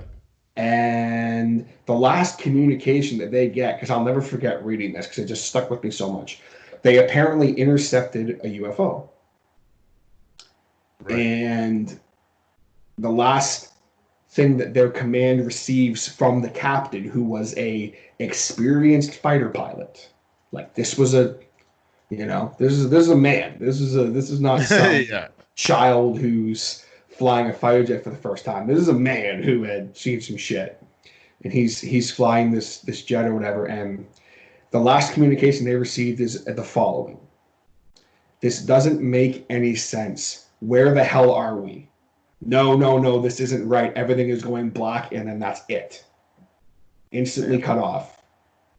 And what some people believe happened is they were trying to shoot down this UFO because they were trying to intercept it. Right. And it did something. And so they wound up somewhere that wasn't fucking Earth. I was going to say, so my next question was, is there any evidence or information as to what happened to those pilots? Like, did they land again? No, gone. Never seen again. Wow. Gone. There is another story very similar to that that's very well documented that has nothing to do with this one. That was you literally go on Google right now and type in 2 fighter jet pilots lost, and it'll pop up all over the place. I can't remember the name of it, but this one was it's very similar to that, but it was basically these fighter pilots, like they had their names and everything. I'm going to try and find the article again, because I had to really scour, because it's kind of like because I would see stuff on it pop up once in a while, then it would disappear. You know how like some things you'll find like an article and be like, oh, here's this. Oh, wow, this is really interesting. And then all of a sudden it just disappears out of thin air. Yep. Never to be seen again. It's like, come on. I think I even might have it in my old notes. I'm going to go back and look and see if I can, because I know if I could find the names of the 2 fighter pilots again, I bet you $1 million I could find the story again. For sure. I mean, to your point there of things disappearing, right? One big example and current example is like Alex Jones, for example. Like, don't get me wrong, Alex Jones has said some shit that's like fucking that dude's ridiculous. Fucking crazy. Yeah. But however, he has said some shit that is part of a conspiracy, I believe, and he has said some shit that makes a lot of sense. And at the end of the day, you really got to look at it like, why did they completely de-platform this guy if he's just spewing bullshit? Yeah. And, if he's just some nut job screaming on the internet, why de-platform him? Yeah. Yeah. It just doesn't make sense to me. 100%, dude. And again, with what you're saying about aliens and UFOs and stuff like that, it's very naive to think that we're the only ones in the universe. Like, the universe is so fucking vast, and so much of it we don't understand in the slightest. And to think like, oh no, we're the most superior beings here. Like, I fucking highly doubt it, man. Highly. And one thing too, just to kind of wrap it up with this, like, people who are like anti all that, I've talked about them with it before. They go, well, then how come they haven't invaded us yet? Why would they? We're fucking primitive cavemen. Yes, exactly. Why what would I was they just care? about to say. Yeah, it's like, would you as a human being look at an anthill and be like, I need to invade and conquer that? Yeah, it's the exact same principle. The exact same principle. They came here at first, and we're like, look at these guys. Okay, there's maybe some signs of intelligence here. Let's have them build us some shit. Well, exactly, right. And you look at that, like, even when you look at old Egyptian hieroglyphics and hieroglyphics of like early native people and stuff like that, they have all these depictions of the sun people who came from the sky, who came from the sun. And, you know, there's a lot of theories that that's what even religion in general is based on. Yeah. And, you know, that didn't come from nowhere. You know, Yeah. Came from something. It would take a very broad imagination at that primitive of a human mind state to think like these things came from space or these things came from the sky. Like it's some shit, man. To get in and talk to. Yeah. But yeah, no, for sure, man. But it's been a great pleasure talking to you and catching up and kind of diving into some of this stuff. I appreciate you coming and hanging out and listening to me ramble on about some dumb bullshit and then lay some serious truth down about some real shit. We'll definitely have to do this again, but also I think it'd be really cool to just say now here today that we're gonna do. I'm gonna like pull a bunch of crazy shit about aliens and stuff, and we'll talk about some. We'll talk about some aliens. Like I said, I'm 100% down. You know, my schedule is pretty wide open with this shit because I can just do it from my house. So I'm always down to talk about aliens, conspiracy theories, whatever the fuck you want to throw at me, man. I'm always down to have a conversation. Awesome, man, for sure. And again, of course, guys, be sure to go check out Dragged in Avondale. Where can the good people find Dragged in Avondale? So Dragged in Avondale, Avondale to start with, being my main thing, of course. We have Instagram, we have Facebook, we're on Spotify, Apple Music, everything at Avondale Official. As for Dragged, it's just Dragged on Facebook. I don't have an Instagram, to be honest, but same thing on Spotify, just Dragged. Look for the album artwork. Follow me. Also follow my personal account too. Like I post some alright shit. I like to think.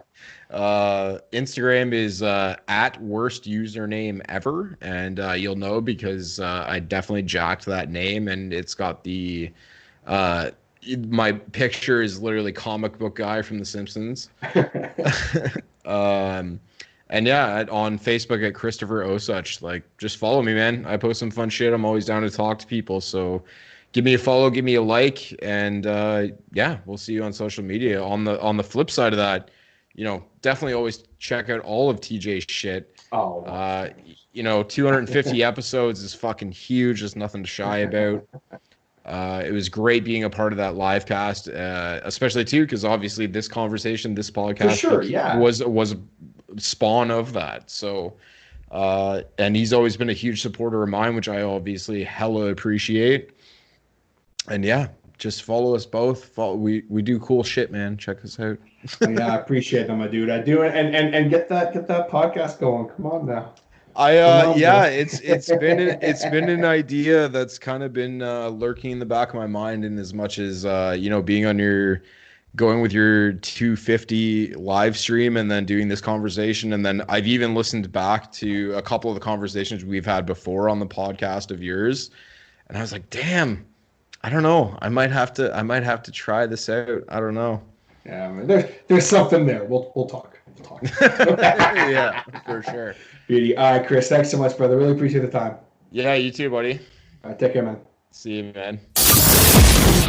Alright guys, there you have it, my chat with Chris from Dragged in Avondale, talking some conspiracy theories as well as kind of catching up a little bit, just having some fun.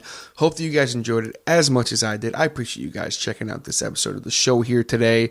Audio fist bump. Boom. Appreciate ya so much, especially for still listening. Just like I appreciate my Patreon supporters. Of course, we have my boy, Mr. Scotty D, who is the proprietor of Suds Window Cleaning. And if you're in the Durham region area here in Clarington, Ontario, Canada, you need to check out my boy Scott at Suds Window Cleaning. He is the man, longtime friend of mine and big time supporter of this show. And as well, I want to give a huge shout out to my boy Will from Rolls Royce for all his support. Rolls Royce are a fantastic punk rock band you guys got to go check out right now. The spelling of that is Rolls, RAWLS. Royce, Rolls Royce. Go check him out. Will, I appreciate you, man, and all your support. And if you want to get little personalized shoutouts on every single episode of The Hotter Show, or you just want to help the show out, go ahead and go on patreon.com/The Hotter Show and join one of the tiers that I have there. For a very low monthly cost, you can help this show grow. You can also get the personalized shoutouts, as well as you can also get bonus content you will not find anywhere else, and that I only do for my Patreon. So something to think about. But either way, just hitting that subscribe button, hitting that follow button, sharing the podcast does help immensely. Thanks again to Chris for coming on, and thank you so very much for tuning in, and I'll catch you next time on The Harder Show. Take it easy, guys.